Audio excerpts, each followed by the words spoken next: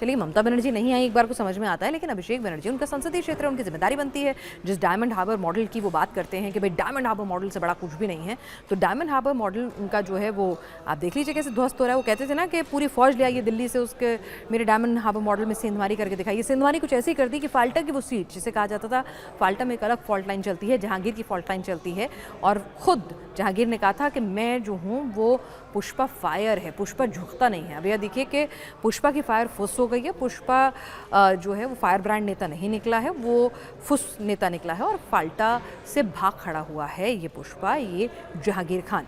तो अब तमाम आलोचनाएं जो हैं हो रही हैं। शुभेंदु अधिकारी एक तरह से कहते हैं ना, सब लोग कह रहे हैं कि मेंटल आपने जीत हासिल की है। ठीक है, चुनाव हारना लगभग कहा जा रहा था कि जहांगीर खान का तय है, क्योंकि वहाँ पे उन लोगों को जिससे दबा रखा था। यहाँ की आप सोच के देखिए कि लेफ्ट के कैंडिडेट जो है वो कह रहे थे कि चलिए कम से कम, हमें नहीं पता हम जीतेंगे हारेंगे, लेकिन कम से कम 10 साल में पहली बार ऐसा तो हुआ है कि हम अपने प्रचार के लिए निकल सके हैं, क्योंकि जहांगीर की मौजूदगी में हम अपने प्रचार के लिए भी नहीं निकल पाते थे। तो कहा जा रहा था कि वो रिप्रेस जो करके रखा था जहांगीर खान को, अब उसकी दबंगें चली गई, हेकड़ी चली गई, हो सकता है वो जेल में भी चला जाए जिस तरह के मामले उसके खिलाफ चलते हैं। तो ये कहा जा रहा था कि भाई मोटा मोटा उसने अब जो सरेंडर जो किया है वो एक तरह से मनोवैज्ञानिक जीत कही जा रही है। बहुत बड़ी मैसेजिंग होगी, और आमतौर पर अगर आप पश्चिम बंगाल की राजनीति को देखें तो एक इसी पैटर्न पर चलती है कि आप ओपोनेंट को इस हद तक तोड़ दो कि वो उठ खड़ा होने में भी एक लंबा वक्त लगाए। तो सवाल ये भी उठे कि भाई क्या बीजेपी वाकई में इस तरह का कोई दबाव बना रही है, क्या वाकई में ये अच्छा लोकतंत्र है जहां पर ऑपोजिशन पार्टी का नेता जो है वो सरेंडर कर दे, भाग खड़ा हो जाए, प्रचार ही ना करे। तो इस तरह के भी सवाल उठ रहे हैं कि क्या बंगाल में उसी पैटर्न पे राजनीति चल रही है कि अब आप विंडिक्टिव पॉलिटिक्स कर रहे हैं। ये सब ठीक है, आरोप हैं अपनी अपनी तरफ से लग रहे हैं, लेकिन फिलहाल इसे एक बड़ा सेटबैक जो है वो कहा जा रहा है ममता बनर्जी के लिए, उनकी पोजिशनिंग के लिए। अभिषेक बनर्जी की वहाँ गैर मौजूदगी होना, टीएमसी की पार्टी लाइन से बिना पूछे ये फैसला ले लेना, तो किस तरह का प्रेशर है, क्या है, तो ये बहुत सारा सवाल अपने आप में खड़ा कर रहा है। तो फाल्टा की रीपोलिंग बेहद दिलचस्प होने वाली है, क्योंकि अब जहांगीर खान तो अपने आप को कह गया कि भाई मैं चुनाव नहीं लड़ रहा हूँ, तो क्या कोई सिंपैथी में उनके लिए वोट डालेगा? क्या सिंपैथी वाकई में है, क्योंकि वो तो वहाँ का दबंग था।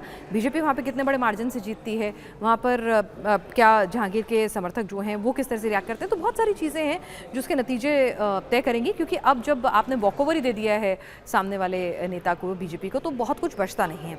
तो ये चुनाव जो है वो काफ़ी मायनों में दिलचस्प रहेगा कि कितने लोग जो हैं वो रीपोलिंग में शरीक होने के लिए आते हैं, कितने लोग घर में बैठते हैं कि भाई ठीक है चुनाव का क्या करना जब सामने कोई है ही नहीं। तो ये काफ़ी कुछ स्थितियां बताएंगी। लेकिन मैं आपको ज़रा फाल्टा के बारे में जानकारी देती हूँ। फाल्टा सीट कहाँ है? साउथ 24 परगना जिले की महत्वपूर्ण विधानसभा सीट है, डायमंड हार्बर लोकसभा के क्षेत्र में आती है।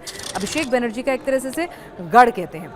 ठीक है, अब मैं आपको बताऊं कि सीट की राजनीतिक पहचान क्या है। पहले लेफ्ट का स्ट्रांग होल्ड थी, बाद में टीएमसी का मजबूत गढ़ बन गई, और अब बीजेपी यहां चुनौती दे रही है। 2011 के बाद से आपको पता ही है पूरे पश्चिम बंगाल में ही तृणमूल कांग्रेस जो है मजबूत रही है, और यहाँ पर कहा जाता था कि अभिषेक बनर्जी का जो पूरा का पूरा संगठन है ना, एक कहा जाता था डायमंड हार्बर मॉडल तोड़ के दिखाइए। डायमंड हार्बर की यानी जो संसदीय क्षेत्र है उसके अंदर आने वाली 7 विधानसभा, और वहाँ पर कहा जाता था अभिषेक बनर्जी का पूरा नेक्सस जो है एक अलग तरह की सल्तनत काम करती है, और उसको ब्रेक थ्रू करना, वहाँ पर संगठन इतना मजबूत है, वहाँ पर कई दबंग जो हैं, जो जिन्हें कहा जाता है, उनकी अपनी रसूखदारी इतनी चलती है, कोई वहाँ प्रचार के लिए भी बाहर नहीं निकल सकता है। तो एक अलग तरह का पूरा मामला रहता है। और डायमंड हार्बर की सीट अभिषेक बनर्जी ने लोकसभा की सीट 7 लाख वोटों से, जो अपने आप में एक रिकॉर्ड मार्जिन है, जीती थी। तो ये अपने आप में बहुत कुछ बताता था कि वहाँ पे अभिषेक बनर्जी पकड़ कह लीजिए, दबाव कह लीजिए, दबदबा कह लीजिए, ये कितना बड़ा होता था। और उसके कई दबंग जो हैं पार्टी के, टीएमसी के, वो वहाँ पर इसी रीजन में रहते थे।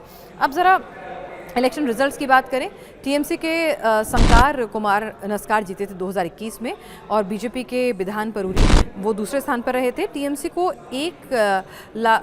आपको बता दें 1,17,000 वोट मिले थे, और बीजेपी को 76,000 वोट मिले थे। तो आप देख सकते हैं जीत हार का अंतर। वोटिंग पैटर्न क्या रहता है? हिंदू मुस्लिम मिक्स पॉपुलेशन है, रूरल वोटर ज़्यादा हैं, किसान मजदूर फिशिंग कम्युनिटी ठीक ठाक है।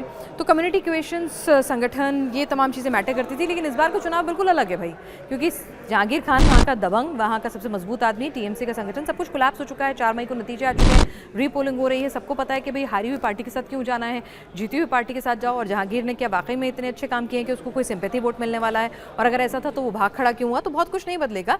ये टीएमसी की ताकत, वहाँ कहा जाता था लोकल ऑर्गेनाइजेशन बहुत मजबूत है, पंचायत नेटवर्क है, लक्ष्मी भंडार, और माइनॉरिटी को कई सपोर्ट है, और प्लस उसके दबंग जो हैं वो भी एक बड़ा रोल प्ले करते थे। अब आप बात करें बीजेपी की चुनौती जो थी, अब तो खैर वो चुनौती रही नहीं है। और दरअसल ये रीपोलिंग की नौबत क्यों आई?